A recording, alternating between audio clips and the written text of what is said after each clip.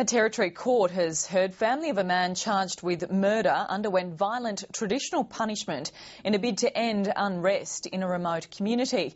More than a dozen people facing charges over riots in the community appeared in the Alice Springs Magistrates Court today. The alleged murder and its fallout deeply divided the Yuendumu community, and more than 50 people gathered in Alice Springs today to support their families in court. Today's charges were for the violent reprisals which followed the death of 22-year-old Kumanjayi Watson when family members returned from hiding in Adelaide.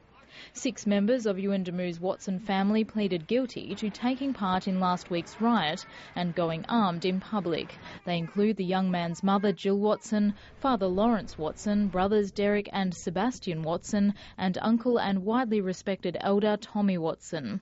Their traditional weapons ranged from shovel-nosed spears to nulla-nullas. Defence lawyer Russell Goldflam is arguing some of the assaults were consensual and formed part of Warlpiri traditional punishment known as mulla mulla. Tears rolled down Jill Watson's face today as the court heard how she twice struck the mother of her son's alleged murderer over the head with a nulla nulla. Mr Goldflam said police observed the woman who was hit step forward, lower her head and say in Warlpiri language, "Hit me."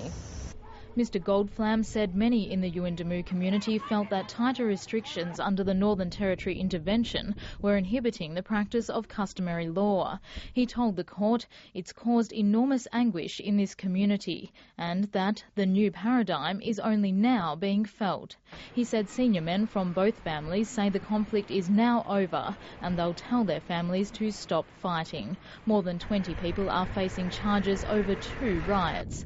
Amy Marshall, ABC News, Alice Springs.